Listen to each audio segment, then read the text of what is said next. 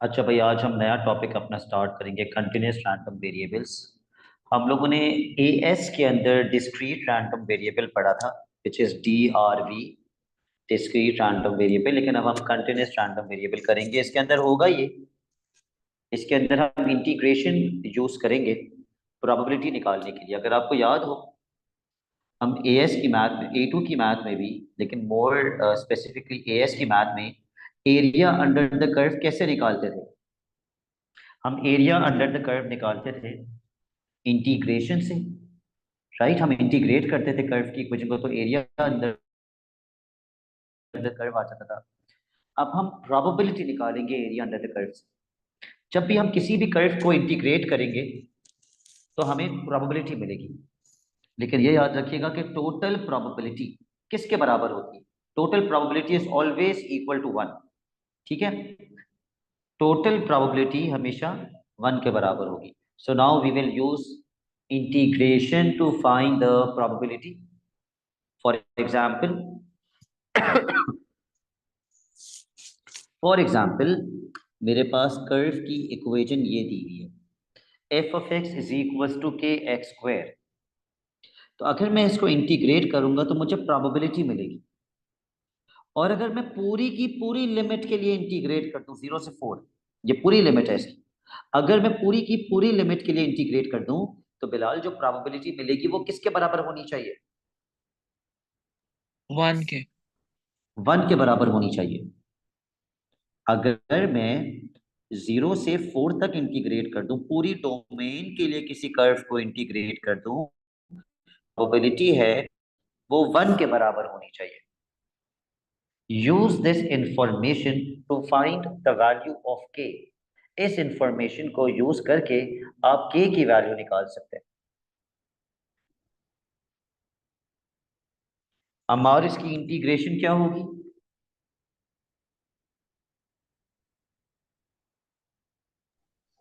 Sir के x cube upon 3। ठीक है, के को मैंने इंटीग्रल से बाहर निकाल दिया, एक्स स्क्वायर को इंटीग्रेट करके लिखा x³ अपॉन 3।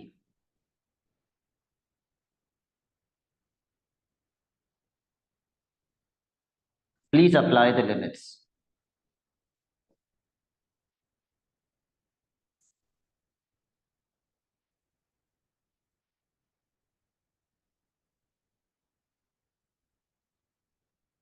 64 अपॉन।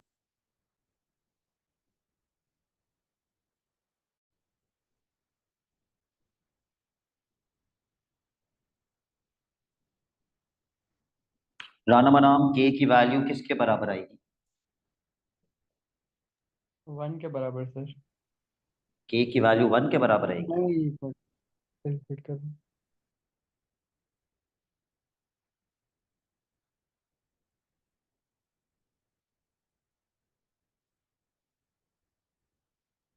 डायरेक्ट भी बता सकते हैं आप मुझे, इसमें कैलकुलेट क्या करना है, फ्रैक्शन में बता दो कितना आएगा। 3/64। 3/64। तो ये चीज याद रखिएगा कि जब हम पूरी डोमेन के लिए इंटीग्रेट करेंगे, सिर्फ तब प्रोबेबिलिटी 1 के बराबर होगी। अगर आप पूरी डोमेन के लिए इंटीग्रेट नहीं कर रहे तो फिर प्रोबेबिलिटी 1 के बराबर नहीं होगी। जैसे पार्ट बी में वो आपसे कह रहे हैं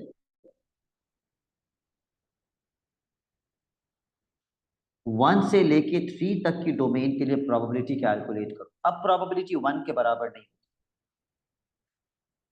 we will integrate 1 to 3 F of X, जिसमें के की वैल्यू मुझे मिल चुकी है। के की जगह मैं के पुट कर दूंगा, x² dx। क्या चीज हम इंटीग्रल के बाहर निकाल सकते हैं इस क्वेश्चन के अंदर।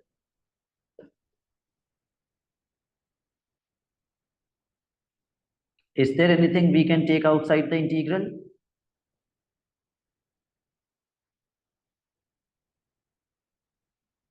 3/64 इंटीग्रल के बाहर आ जाएगा। x² की integration x³ upon 3। Let's apply the limits.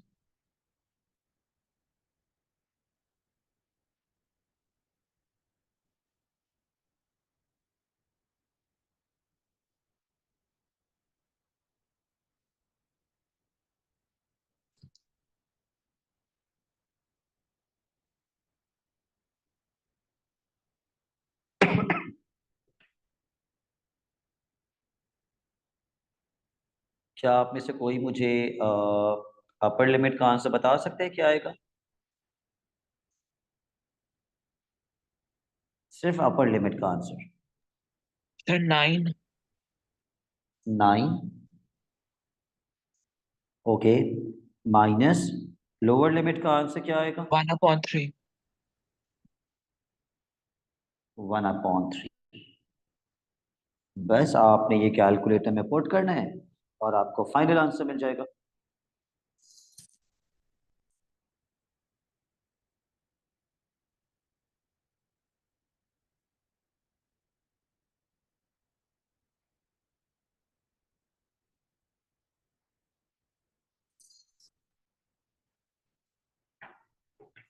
कितना और है?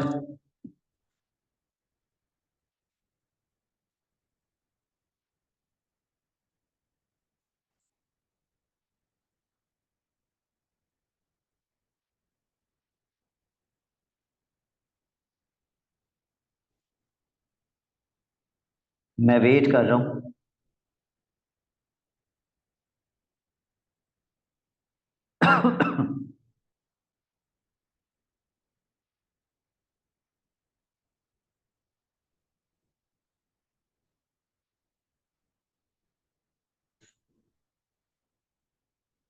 कोई भी नहीं बता रहा मुझे आंसर, इतनी आसान सी कैलकुलेशन का।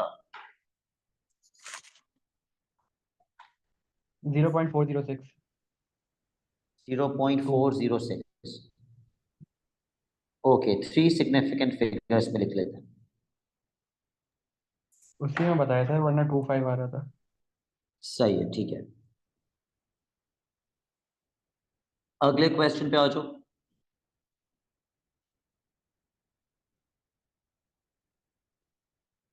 बताओ अब मार के की वैल्यू कैसे मिलेगी?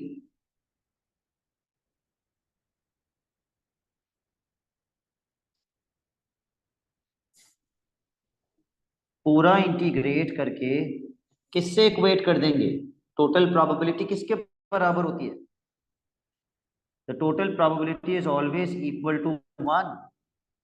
अगर टोटल प्रोबेबिलिटी 1 के बराबर होती है तो अमार में इसको किस तरह इंटीग्रेट करूं, कहां से कहां तक इंटीग्रेट करूं? सर -2 से लेके 4/3 तो। नहीं, लेकिन -2 से लेके 0 तक इक्वेशन ये है,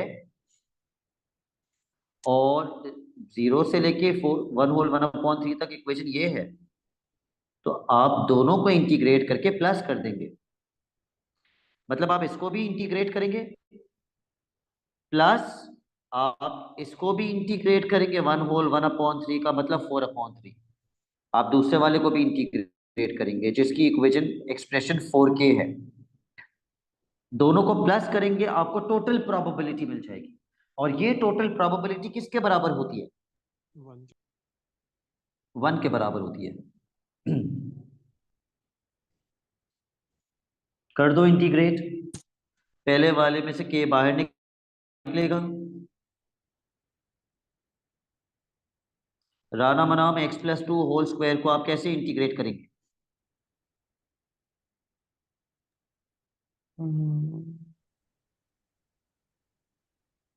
इंटीग्रेशन ये याद नहीं। किसी भी ब्रैकेट को अगर वो लीनियर है कैसे इंटीग्रेट करते हैं? सबसे पहले पावर के अंदर +1 करते हैं अपॉन वही पावर नीचे भी आ जाती है, और नीचे एक चीज और आती है, वो क्या?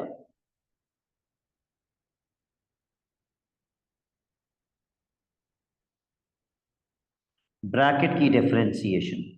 ब्रैकेट की डिफरेंशिएशन a होगी, वो भी नीचे आती है। Using this formula Rana Manam, can you now tell me the integration of the bracket? Yes sir, wait.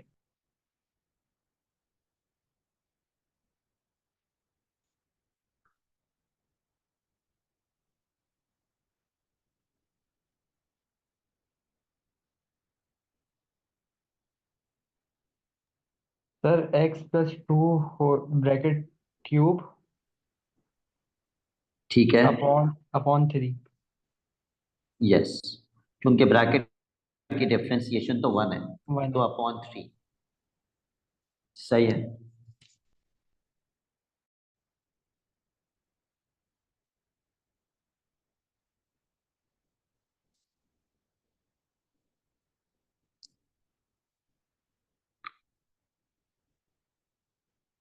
दूसरे वाले में से हम के को बाहर निकाल देते हैं, तो हमारे पास इंटीग्रल के अंदर सिर्फ 4 बचेगा, और 4 की इंटीग्रेशन क्या होती है? 4x।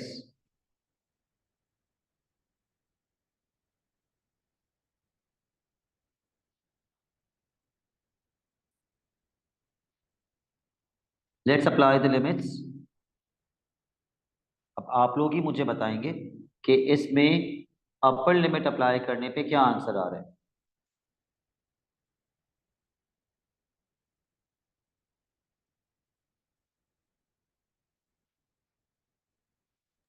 8/3.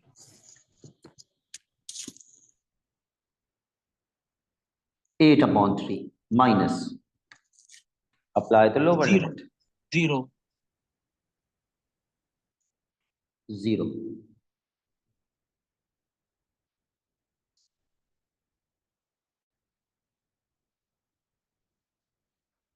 अपर लिमिट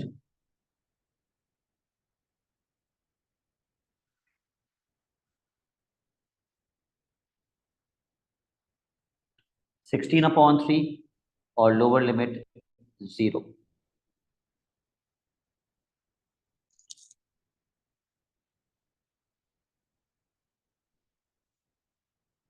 जल्दी से सिंप्लीफाई करो ताकि के की वैल्यू मिल जाए।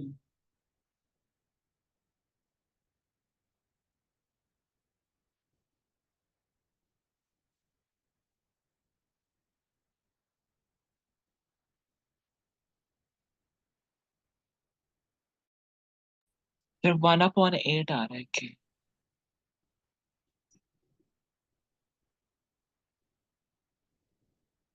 Okay,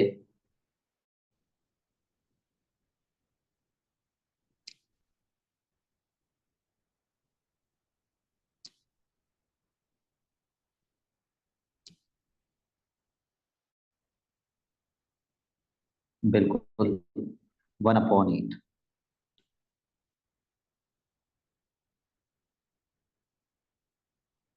Manam, are you getting the same answer?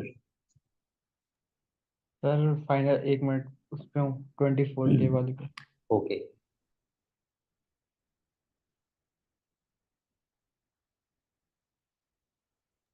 Yes sir 1/8। ठीक है। अगले पार्ट में वो कहते हैं स्केच द ग्राफ। आपको पता होना चाहिए दिस इज क्वाड्रेटिक, तो इसका स्केच एक कर्व होना चाहिए। दिस इज लीनियर, तो इसका स्केच एक स्ट्रेट लाइन होनी चाहिए। Let's draw the sketch.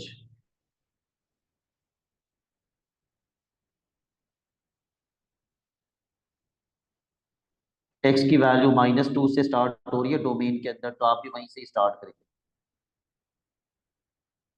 और पॉजिटिव में 1/3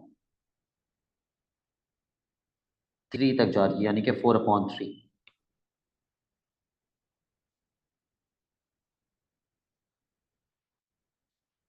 तो आप चाहें तो इनपुट कर लें कोऑर्डिनेट, और कोऑर्डिनेट्स बना लें। -2 पुट करने पे y कितना आएगा?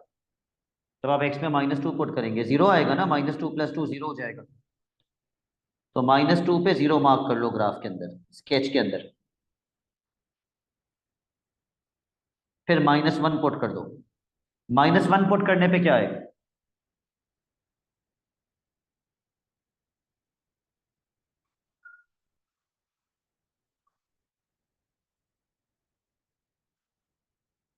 -1 पुट करने पे k आएगा, और k हमने कितना निकाला था?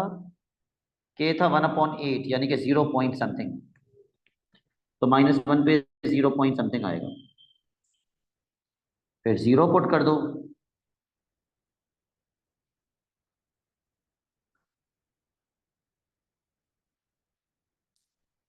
0 पे आएगा 4k, और 4 मल्टीप्लाई बाय 1/8 इज 0.5।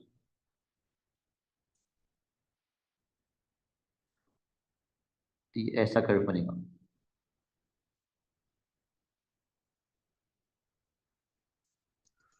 याद रहे ये ऐसा कर्व नहीं बनेगा, ऐसा नहीं बनेगा। ठीक है, अगर आपको याद हो एएस की मैथ में, ओ लेवल की एड मैथ में, क्वाड्रेटिक इक्वेशन की ये जनरल फॉर्म होती थी, ये ए बताता था अगर ग्रेटर देन 0 है मिनिमम पॉइंट, और अगर ए लेसर देन 0 है मैक्सिमम पॉइंट। तो इसका ए कितना है? जो सवाल में आपको दिया हुआ है इसका ए जो है वो 1/8 है, के जो है वो 1/8 है, विच इज ग्रेटर देन 0। तो ये मिनिमम पॉइंट है। ठीक है, ये मिनिमम कर्व बनेगा। It has to be a minimum curve, ये मैक्सिमम कर्व नहीं बनेगा। ऐसे बना दिया तो एग्जामिनर इसको गलत कर देगा। आपने मैक्सिमम बना दिया तो एग्जामिनर गलत कर देगा। खैर, उसके बाद y is equal to 4k, जहां पे k जो है वो कांस्टेंट है 1/8। तो अगर मैं k की जगह 1/8 पुट करूंगा तो 4 into 1/8 is 0.5। y is equal to 0.5। अमार एक कैसी लाइन होती है? Sir horizontal. Horizontal line. 0.5 horizontal line यूं चली जाएगी, क्योंकि हमने ये वैल्यू 0.5 निकाली थी कर्व की आखिरी वैल्यू। तो 0.5 से हॉरिजॉन्टल चला जाएगा ग्राफ। ठीक है, वाई एक्सिस पे 0.5 लिख देना।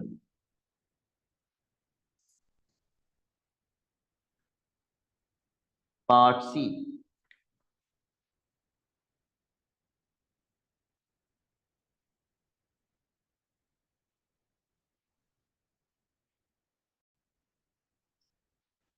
हमें प्रोबेबिलिटी निकालनी है -1 से लेके 1 तक। -1 से लेके 1 तक की डोमेन इसी के अंदर आ रही है ना,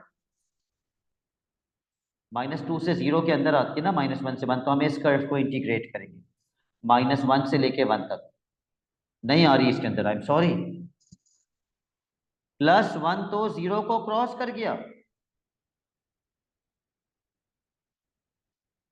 तो अगर मुझे -1 से लेके 1 तक इंटीग्रेट करना है तो इधर से मैं इस कर्व को इंटीग्रेट करूंगा -1 से लेके 0 तक, प्लस इसको कहां से कहां तक इंटीग्रेट करूंगा? 0 से लेकर 1 तक। ठीक है, मनाम पहली वाली इक्वेशन को कहां से कहां तक इंटीग्रेट करेंगे? सर पहली वाली को 0 तक करेंगे, -1 से 0 तक। जी, और दूसरी वाली को 1 तक करेंगे, 0 से 1 0 तक। से 1 तक, यस। पहली वाली को -1 से 0 तक, के की जगह के की वैल्यू लिख देंगे,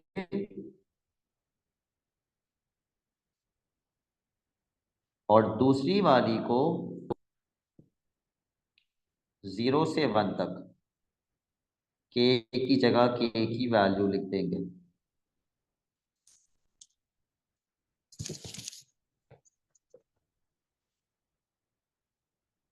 वन अपॉन 8 इंटीग्रल से बाहर निकाल दो। ब्रैकेट को हम ऑलरेडी पहले इंटीग्रेट कर चुके थे, so let's not waste time in integrating again. Let's directly write down the answer. x + 2 whole cube upon 3 -1 से 0।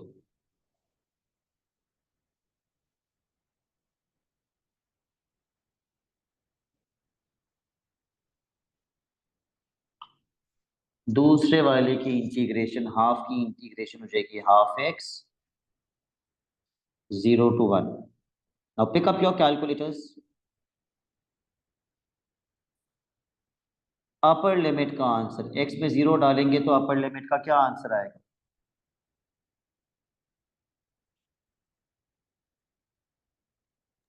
8/3। 8/3।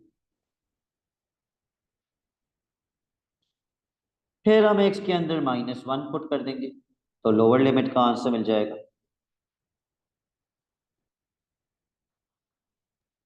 1/3. 1/3. दूसरे वाले पे आ जाइए. Upper limit 1/2, lower limit 0.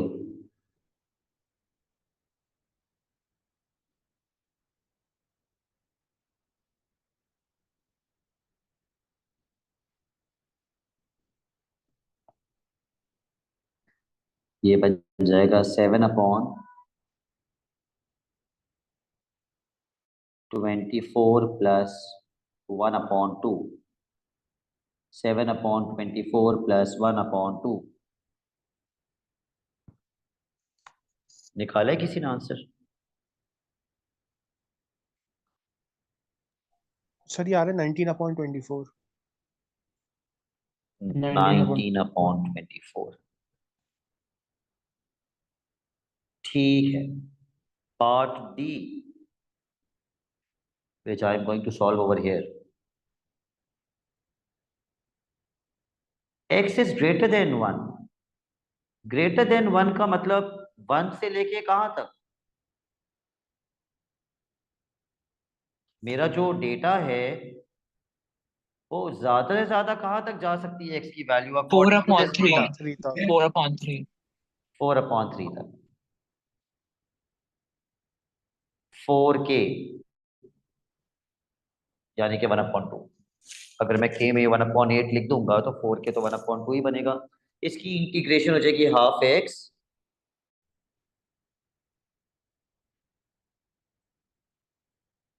1 से 4/3 तक.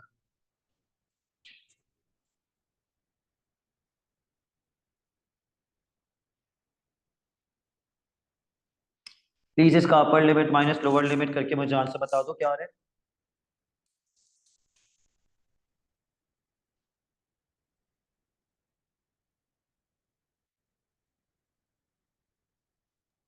Sir, 1/6.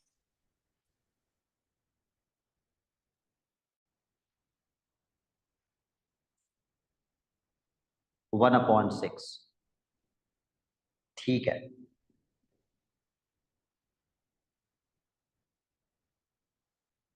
अच्छा भाई, एक दो चीजें और हैं इसमें जो आपको पता होनी चाहिए कि भाई मीन कैसे निकाला जाता है. मीन यानी कि एक्सपेक्टेड वैल्यू भी कहते हैं इसे. मीन का और ये दिया हुआ होता है फॉर्मूला शीट में, लेकिन याद कर लो तो ज्यादा अच्छा है. Summation x F x for the entire domain. और वेरिएंस कैसे निकाला जाता है?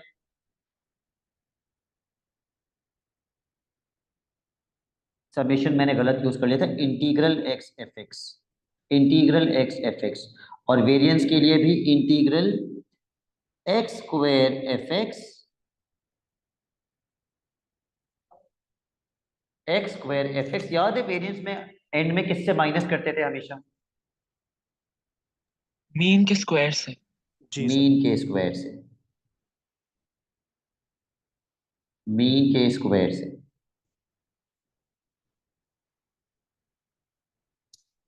ओके, एक क्वेश्चन इसका भी कर लेते हैं. थोड़ा मुश्किल वाला उठा. चलो यही वाला करते हैं पहले.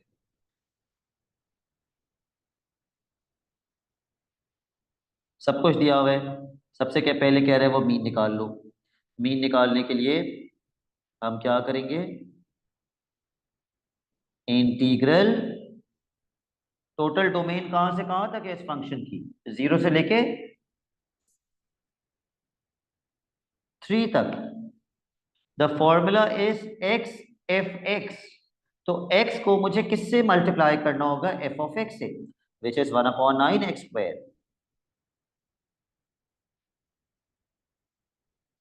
तो जब x एफ ऑफ एक्स से मल्टीप्लाई हो जाएगा तो मेरा मीन कितना आ जाएगा? 1/9 एक्स क्यूब. ठीक है, आई होप यू नो कि मैंने 1/9 को क्यों बाहर निकाल दिया, it's very obvious.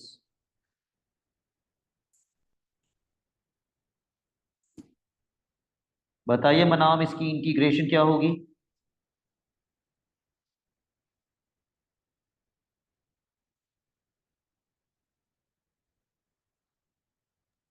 X x four x की पावर 4/4। ठीक है,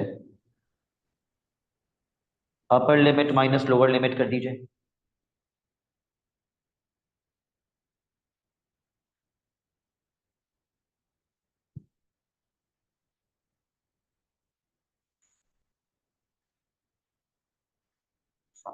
and tell me the answer.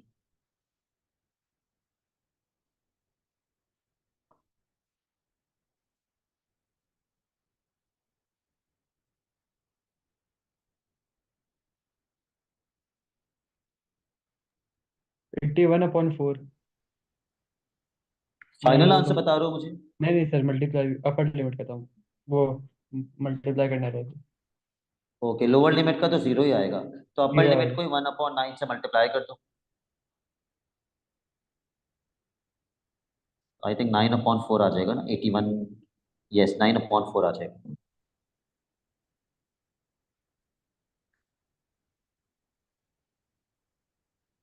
Yes sir. Okay, part B पे आ जाइए। Probability of x is less than mu. X is less than mu का मतलब एक्स इज लेस देन 9/4, 2.25। अगर मुझे ये प्रोबेबिलिटी निकालनी है अम्मार, तो मुझे कहां से कहां तक इंटीग्रेट करना पड़ेगा अगर मुझे लेस देन 2.25 की प्रोबेबिलिटी निकालनी है?